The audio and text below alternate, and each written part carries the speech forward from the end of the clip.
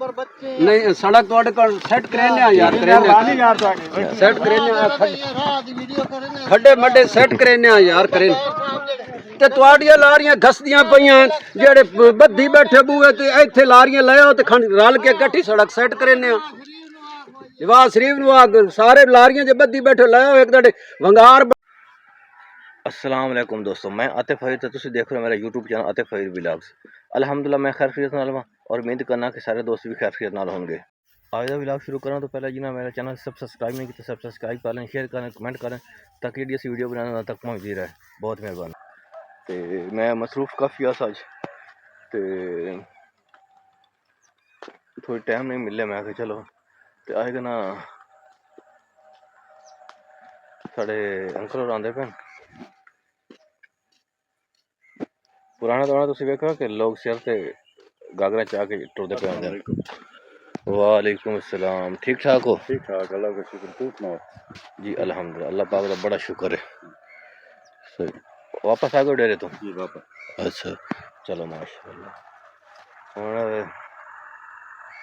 साडे हैं चाचू होर ते इन्हां दा थोड़ा डेरा है ना दूर, उत्थों डेली आंदे जांदे न, मतलब कि धार डंगर धार शर कड्ढी ते दुद्ध ले बच्चों वास्ते घर लैके आया। सारा दिन अपने डेरे से शाम को वापस आने। मैं तुम दिखाना कि ना कमाद की फसल लगी पई है, क्योंकि अजकल ना हुण सीजन है कमान का, थोड़ा लेट होंदे पे लोग, लेकिन लेट इस होंदे पे लेकिन वो कहना कि असं भट्ठे हिट्ठे विच बेच गड्ढ लसा।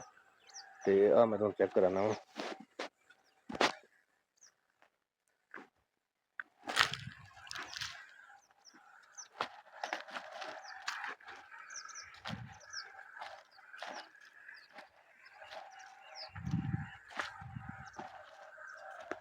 ये सारी कमाद की फसल लगी पई है। ये हुण गन्ना सट्टिया पिया, लेकिन इन्हू ना दुबड़ना बाद कुछ दुबड़दा ही वधे। मैं तुहानू दिखाना वा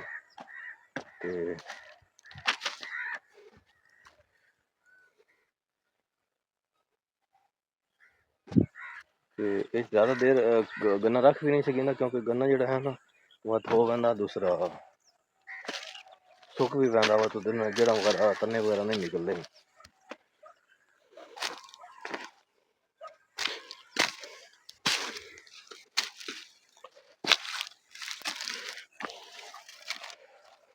अस्सलाम वालेकुम हाफ़िज़ साहब। वालेकुम सलाम। क्या हाल है, ठीक ठाक हो?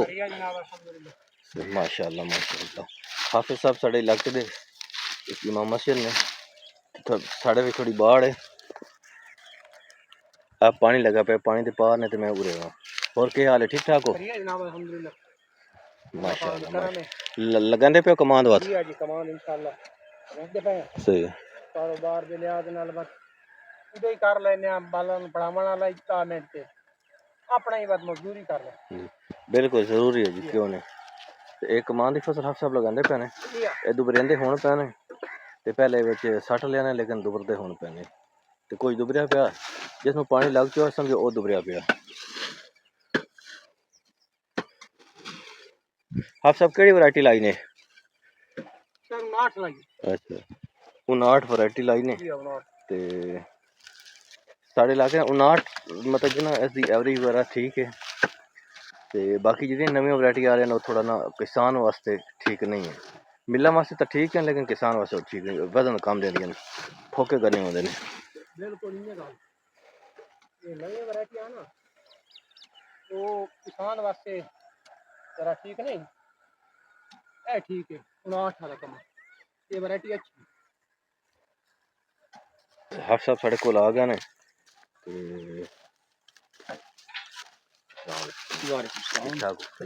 है। अच्छा दोस्तों ना हाफ़िज़ साहब में मिला कोई कमान की काश्त भी खाइए तो असी वापस चलने वा, कुछ होर लोगों दोस्त बेलियां मिलने, कोई दो बच्चे आंदे पे इन्होंने मिलना वा और सब खैर खैरियत है? ठीक ठाक अल्लाह बिल्कुल माशाअल्लाह। मैं जानदे हो? जी हां। क्या नाम मेरा? महारात ताहिर। अच्छा अच्छा और माशाअल्लाह। मेरा आतिफ है, बच्चे जानदे ने। और ठीक ठाक हो? ठीक ठाक अल्लाह बिल्कुल माशाअल्लाह। कहंदे बेटे हो? मैं रमजान ईद दे बेटे। अच्छा अच्छा चाचा रमजान दे बेटे हो। अच्छा अच्छा तुसी? चलो बड़ी मेहरबानी थोड़ी, बहुत शुक्रिया। और ठीक ठाक हो? ठीक ठाक सही, चलो ठीक है, शाम आंदी पई तुसी जाओ। साने एक और मिल गए ने, साढ़े चाचू भी लगदे न ते मामू भी लगदे न, हाफिज सरदार साहब। अस्सलाम वालेकुम। वालेकुम सलाम। हाफिज साहब क्या हाल है, ठीक ठाक हो? ठीक ठाक, खैर है। माशाअल्लाह माशाअल्लाह। ये हाफिज साहब बहुत ही अच्छे इंसान है साढ़े इलाके दे ना, ते काफी मिजाज बंदे ने। और तबीयत ठीक रहनी थोड़ी? ठीक है बिल्कुल, अल्लाह पाक सही, का। माशाअल्लाह माशाअल्लाह। और बच्चे भी ठीक ने थोड़े? ठीक है बिल्कुल। सही है। किधर गए हुए? आओ या डंगर मोया टटी कग्गा ने अच्छा अच्छा यार 13 डंगर मोए ना। अच्छा। अल्लाह हां की होया डगरा? बस यार ना ये बुखार चढ़ गया थे बस अच्छा।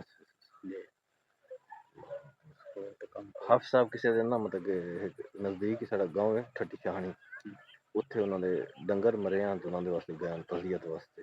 अल्लाह पाक सब ते रहमो करम जी फरमाए। अल्लाह पाक और टूरिस्ट भी ठीक रहंदी, बच्चे ठीक है, ठीक बड़ा ठाक ने? अल्लाह पाक का करम है। माशाअल्लाह माशाअल्लाह। चलो ठीक है, ठीक मेहरबानी। साढ़े नाल मौजूद ने चाचे अलबख्श होर, चाचे भी लगे न ते मामू भी लगे। ते साढ़े इलाका जेह्ड़ा वसेब दा तलक होंदा ना, बड़ा अच्छा तलक होंदा। ते एह् मिल गए असी मतलब कि मैं सड़क ते आ रहा से रस्ते ते मिल गए ना, इन्हां दा कमान शमान दे मुंजी शुंजी इन्हां दी है। ते होर अंकल जी क्या हाल है, ठीक हो?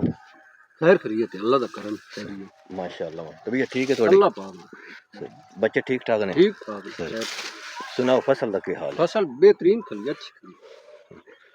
सारी फसल ना अलबख्श साहब दी है।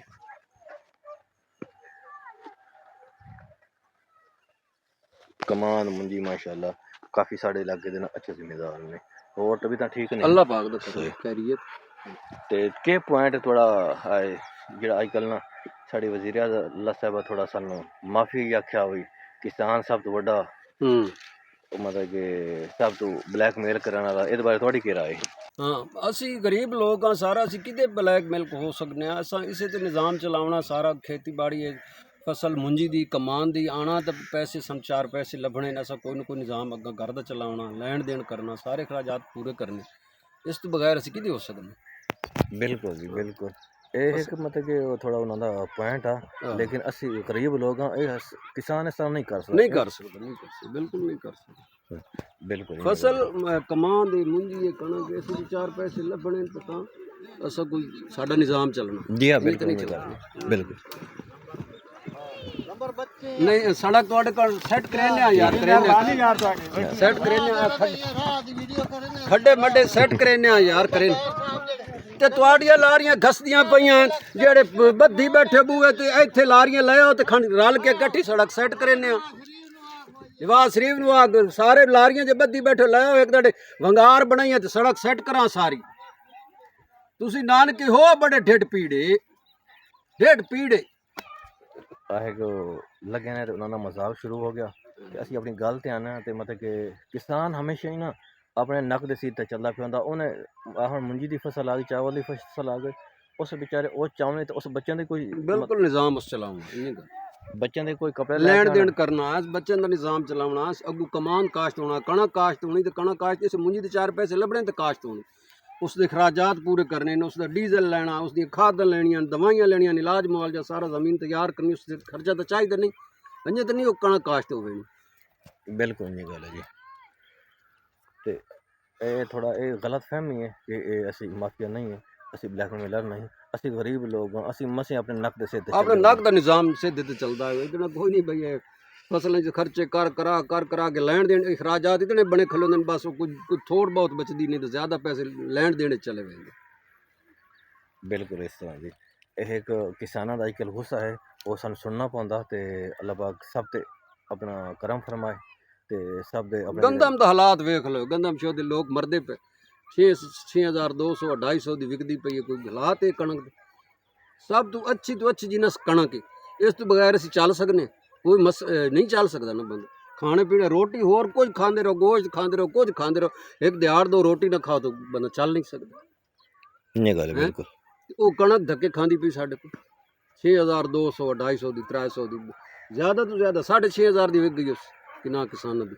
ਨਹੀਂ ਤਾਂ ਬਸ ਉਸਲੇ ਟਾਈਮ ਨਾਲ ਦੇ ਲਈ, ਟਾਈਮ ਹਾਰਵੈਸਟ ਵਿੱਚ ਨਿਕਲੀ ਤੇ ਨਾਲੋਂ ਨਾਲ 7000 ਦੀ ਦੇ ਲਈ।